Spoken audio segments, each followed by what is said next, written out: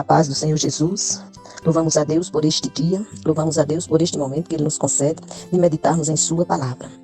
E nesse momento nós fazemos colocações a respeito das profecias messiânicas em Isaías. Nos descreve a Bíblia visual com infográficos, que ela é nova tradução na linguagem de hoje, é uma Bíblia da Sociedade Bíblica, mas que faz umas conotações bem interessantes e que consideramos importante meditar nessas conotações trazidas por esta Bíblia a respeito de Jesus, mas mais precisamente as profecias apresentadas pelo profeta Isaías a respeito da vinda do Messias. Diz o texto: o livro de Isaías contém mais profecias sobre o nascimento, a vida e o ministério de Jesus do que qualquer outro livro do Antigo Testamento. É tanto que, com relação às profecias messiânicas, a Bíblia apresenta o seu contexto em duas partes. Disse Isaías, em 7,14, ele nascerá de uma virgem. Profecia cumprida em Mateus, capítulo 1, verso 20 a 23, e também você encontra em Lucas, capítulo 1, verso 26. Ele fará com que os que não creram nele tropece e caia. Está em Isaías capítulo 8, verso 14. O cumprimento dessa profecia você encontra em Lucas capítulo 2, verso 34 e em Romanos capítulo 9, verso 32 e 33. Seguindo o contexto, ele diz: seu ministério começará na Galileia. Se encontra em Isaías capítulo 9, verso 1. Você encontra o cumprimento da profecia em Mateus capítulo 4, versos de 12 a 15 e em seguida verso 23. Seu reinado durará para sempre. É Isaías capítulo 9, verso 7, e o cumprimento você encontra em Lucas capítulo 1, verso 32 e 33. Ele será descendente de Davi, capítulo 11, verso 1 e verso 10 de Isaías. E o seu cumprimento você encontra em Mateus capítulo 1, verso 6 e verso 17. Ele terá seguidores entre os gentios. Isso é Isaías capítulo 11, verso 10, depois capítulo 56, verso de 6 a 8. O cumprimento dessas profecias você encontra em João, capítulo 10, verso 16, e em Atos, capítulo 10, verso 34 e 35, verso 45 e verso 47. Ele será considerado a pedra angular do alicerce. Essa profecia é em Isaías 28, verso 16, e o cumprimento da profecia 1 Pedro, capítulo 2, versos 6 e 7. Ele curará os doentes, em Isaías 35, versículos 5 e 6, e o cumprimento da profecia você encontra em Mateus capítulo 11, versos de 4 a 6, e em João capítulo 9, versos 6 e 7. Ele será precedido por um mensageiro. A profecia se encontra em Isaías 40, verso 3, e o cumprimento da profecia em Lucas capítulo 1, verso 17, e depois versos 76 e 77. Toda essa descrição corresponde à primeira parte das profecias messiânicas. Já a segunda parte das profecias messiânicas, você vai encontrar também em Isaías: ele será humilde, mas será firme em fazer a vontade do Senhor. A profecia se encontra em Isaías 42, versos de 1 a 6, e o cumprimento da profecia você encontra em Mateus, capítulo 12, versos de 15 a 21. Ele tolerará que o povo cuspa e bata nele. Profecia. E se encontra no capítulo 50, verso 6, e o cumprimento da profecia, Mateus 26, verso 67. Ele será rejeitado e desprezado. Isaías 53, verso 3, profecia cumprida em Mateus, capítulo 13, verso 57, e em Marcos, capítulo 6, verso 4. Ele sofrerá. Também se encontra em Isaías, capítulo 53, versículo 3 e versículo 10. E o cumprimento da profecia se dá em Mateus, capítulo 27, versículo 26 e versículo 29. Ele será castigado e morrerá pelos nossos pecados. Isaías 53, verso 4 e 5, depois verso 8 e versos 11 e 12. O cumprimento desta profecia você encontra em 2 Coríntios, capítulo 5, verso 21. Ele não tentará se defender. Isaías, capítulo 53, no verso 7. E a profecia é cumprida em Mateus, capítulo 26, versos 62 e 63. E capítulo 27 de Mateus, versos de 11 a 14. Ele será enterrado entre ricos. Isaías 53, verso 9. E cumprimento da profecia, João, capítulo 19, versos de 38 a 42. Ele será ungido pelo Espírito de Deus. A profecia está no 61, verso 1 de Isaías, e o seu cumprimento você contempla em Mateus, capítulo 3, verso 16, e em Marcos, capítulo 1, verso 10. Seu ministério será público. Isaías, capítulo 61, versos de 1 a 3, e o cumprimento da profecia, Lucas 4, versos 16 a 21 e versos 43. Então, isso aí está todo o quadro das profecias a respeito da vinda do Messias.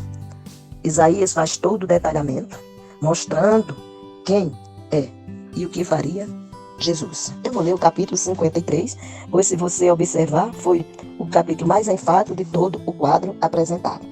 Diz o texto: o povo diz, quem poderia crer naquilo que acabamos de ouvir? Quem diria que o Senhor estava agindo? Pois o Senhor quis que o seu servo aparecesse como uma plantinha que brota e vai crescendo em terra seca. Ele não era bonito, nem simpático, nem tinha nenhuma beleza que chamasse a nossa atenção ou que nos agradasse. Ele foi rejeitado e desprezado por todos. Ele suportou dores e sofrimentos sem fim. Era como alguém que não queremos ver. Nós nem mesmo olhávamos para ele e o desprezávamos. No entanto, era nosso sofrimento que ele estava carregando. Era a nossa dor que ele estava suportando. E nós pensávamos que era por causa das suas próprias culpas que Deus o estava castigando, que Deus o estava maltratando e ferindo. Porém, ele estava sofrendo por causa dos nossos pecados, estava sendo castigado por causa das nossas maldades. Nós somos curados pelo castigo que ele sofreu. Somos sarados pelos ferimentos que ele recebeu. Todos nós éramos como ovelhas que se haviam perdido. Cada um de nós seguia o seu próprio caminho, mas o Senhor castigou o seu servo, fez com que ele sofresse o castigo que nós merecíamos. Ele foi maltratado, mas aguentou tudo humildemente e não disse uma só palavra. Ficou calado como um cordeiro que vai ser morto, como uma ovelha quando cortam a sua lã. Foi preso, condenado e levado para ser morto, e ninguém se importou com o que ia acontecer com ele. Ele foi expulso do mundo dos vivos, foi morto por causa dos pecados do nosso povo. Foi sepultado ao lado de criminosos. Foi enterrado com os ricos. Embora nunca tivesse cometido crime nenhum, nem tivesse dito uma só mentira. O Senhor Deus diz: eu quis maltratá-lo, quis fazê-lo sofrer. Ele ofereceu a sua vida como sacrifício para tirar pecados e por isso terá uma vida longa. E verá os seus descendentes. Ele fará com que o meu plano dê certo. Depois de tanto sofrimento, ele será feliz por causa da sua dedicação. Ele ficará completamente satisfeito. O meu servo não tem pecado, mas ele sofrerá o castigo que muitos merecem, e assim os pecados deles serão perdoados. Por isso eu lhe darei um lugar de honra. Ele receberá a sua recompensa, junto com os grandes e os poderosos, pois ele deu a sua própria vida e foi tratado como se fosse um criminoso. Ele levou a culpa dos pecados de muitos e orou pedindo que eles fossem perdoados.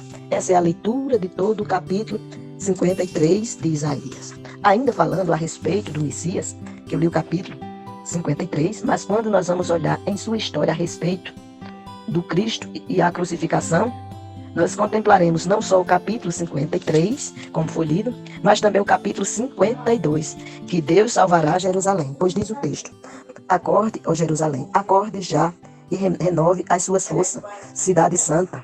Vista os seus vestidos mais caros, pois os pagãos, aquela gente impura, nunca mais morarão com você. Ó Sião, bela cidade, prisioneira e sentada no chão, livre-se das suas correntes. Levante-se, sacuda o pó das suas roupas e sente-se no seu trono. O Senhor diz ao seu povo: quando vocês foram levados como escravos para outro país, ninguém pagou nada por vocês. Assim também eu não pagarei nada para livrá-los da escravidão. O Senhor Deus diz: primeiro o meu povo foi para o Egito, a fim de morar lá. E eles foram porque quiseram. Mais tarde, a Assíria os levou como escravo e não pagou nada por eles. E o que é que estou vendo agora? A Babilônia fez a mesma coisa. Levou meu povo como escravo, sem pagar nada por eles. Aqueles que estão dormindo dão gritos de vitória e me ofendem sem par. Mas virá o dia em que o meu povo conhecerá o meu nome e saberá que sou eu, o Senhor, quem diz: eu estou aqui. Como é bonito ver um mensageiro correndo pelas montanhas, trazendo notícias de paz, boas notícias de salvação. Ele diz a Sião: o seu Deus é rei. Escutem os gritos dos vigias. Eles gritam de alegria, todos juntos, pois veem com os seus próprios olhos a volta do Senhor para Sião. Jerusalém arrasada, cante de alegria, pois o Senhor tem pena do seu povo e vai salvar Jerusalém. Na presença de todas as nações, o Senhor vai mostrar o seu santo poder. O mundo inteiro verá que foi o nosso Deus quem nos salvou. Meu povo, saia da Babilônia. Saiam todos e não toquem em nada que seja impuro. Que se purifiquem os que carregam os objetos sagrados do templo. Desta vez vocês não sairão com pressa, não precisarão fugir, pois o Senhor os guiará. O Deus de Israel os protegerá por todos os lados. Isto é o capítulo 52, que tem: Deus salvará Jerusalém. Fechando esse capítulo, que eu li até o verso 12, os versos de 13 a 15 recebem o título: O sofrimento e a vitória do servo de Deus. O Senhor Deus diz: tudo que o meu servo fizer dará certo. Ele será louvado e receberá muitas homenagens. Muitos ficarão horrorizados quando o viram. Muitos ficaram, pois ele estava tão desfigurado que nem parecia um ser humano. Mas agora muitos povos ficarão admirados quando o virem, e muitos reis não saberão o que dizer, pois verão coisas de que ninguém havia falado. Entenderão aquilo que nunca tinha ouvido. E aí o seu complemento se dá exatamente no capítulo 53, que foi o primeiro capítulo que eu li para nós, uma vez que ele apresenta boa parte das profecias messiânicas que se concretizaria em Jesus. E em se tratando do Cristo e a crucificação, você vai contemplar no texto que foi lido, 52, no 14, o seu rosto ficará tão desfigurado que será impossível reconhecer. Ainda no 52, no verso 13, você contempla: ele será louvado e receberá homenagens. Depois desse contexto, por isso que eu li todo o capítulo 53, você vai contemplar no 53, no verso 3, ele será desprezado e rejeitado por todos. No verso 4, ele carregará a dor e o sofrimento da humanidade. Isto no 4.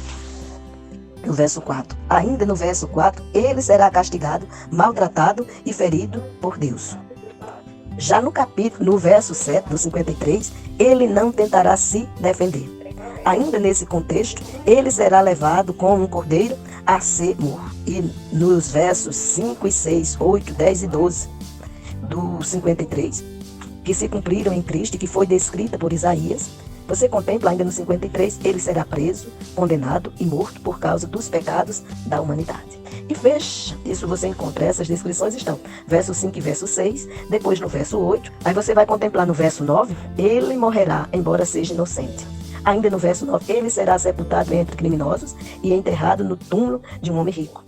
E nos versos 12, 10 e 12, você contempla que todo esse sofrimento e morte se dá por causa dos pecados da humanidade, ou seja, por causa do seu, do meu, do nosso pecado.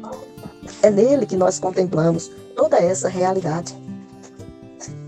Aquele que era, que é e que há de vir, é ele quem faz por você e por mim aquilo que ninguém na face da terra faria.